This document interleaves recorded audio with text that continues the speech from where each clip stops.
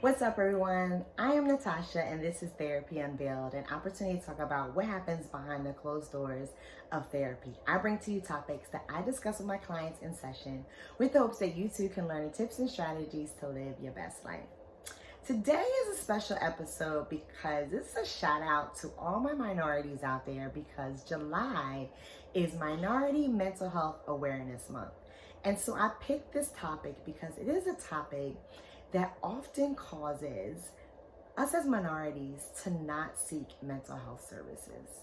And that topic is pretending you're okay when you're not really okay. How many of us, and I challenged my followers on Instagram and Facebook to answer this question, so I'm challenging you as well. In the past 72 hours, how many times did you say you were okay, appear to be okay, when you really were not okay? Think about that. In the past 72 hours, how many times did you do that? And why? Why do you find yourself under the pressure to appear okay when you're really not okay? And that's what today's episode is going to be about, because this is impacting self-care. This is impacting our abilities to receive help when we need it. This is causing us to suffer in silence. And so I have a client that we've actually been working on this recently. She has been diagnosed with a medical condition, and she has this fear that one day all of her emotions, all her thoughts about this whole process will just come flooding in, and she will not be able to handle it in a healthy way because she's currently not dealing with any of her emotions and her feelings about this. And she recognizes it, but she has no idea how to let herself process it, because for years, the way she has protected herself from her emotions is to avoid them, is to push them aside, because she's never really had time or space to do this. Because she's never had the family support. She's never been offered help to manage stressful situations. She's always had to figure it out on her own. And so she's never had the time to process feelings and emotions. She's only had time to survive.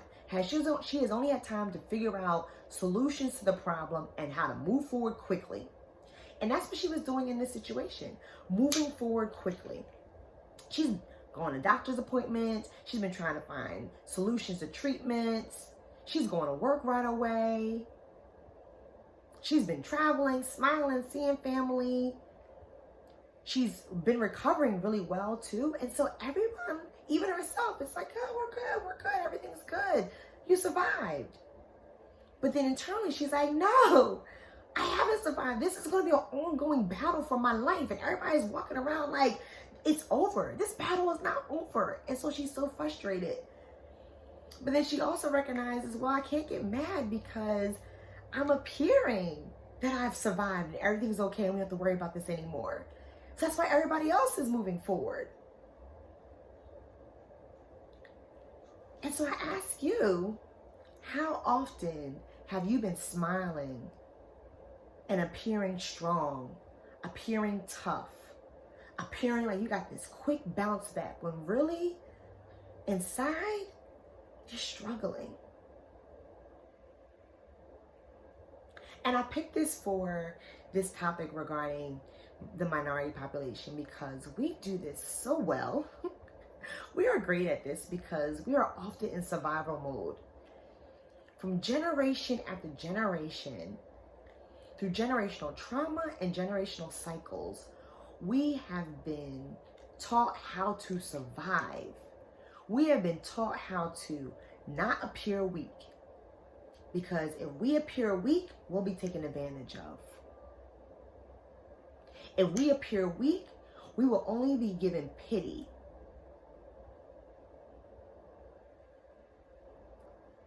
And so we don't seek help when we really need it. We don't ask for help when we really need it. We don't express vulnerable feelings or allow ourselves to be vulnerable because it's a sign of weakness.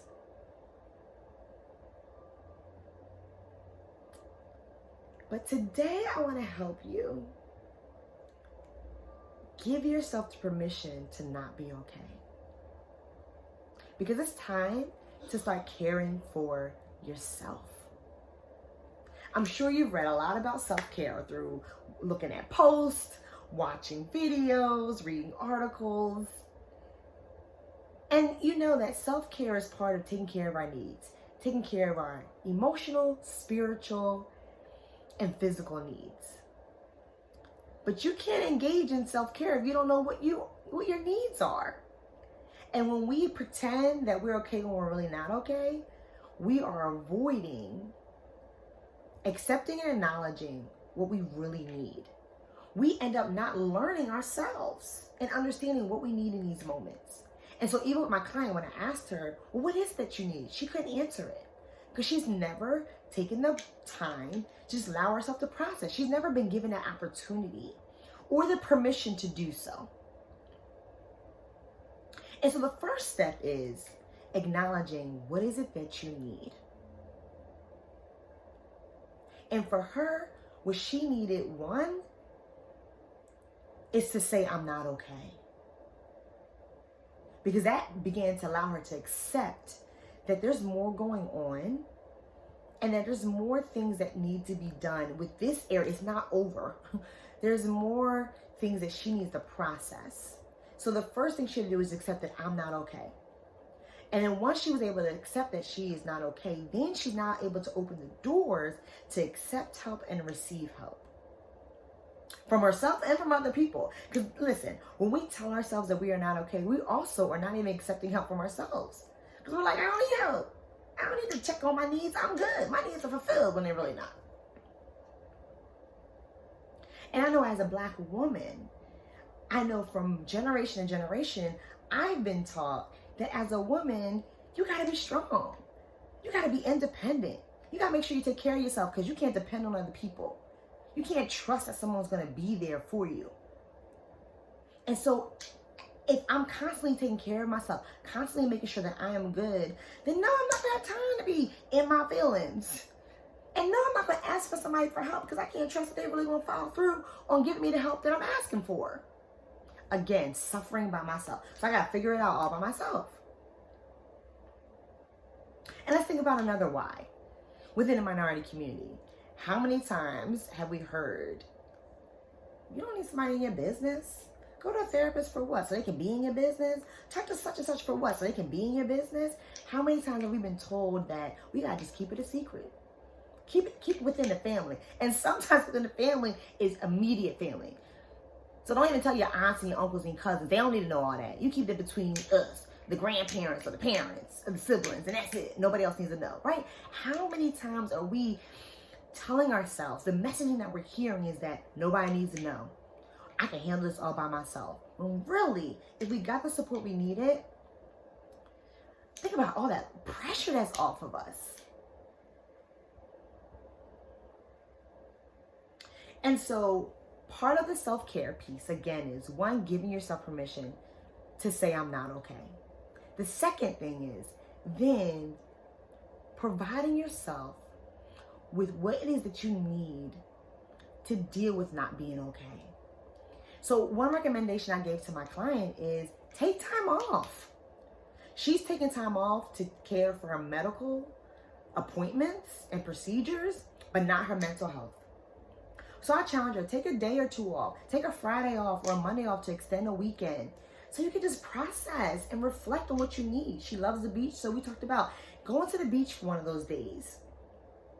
And just allowing yourself just to be all up in your feelings by yourself. Go to the beach by yourself and just be in all your feelings just be all your feelings.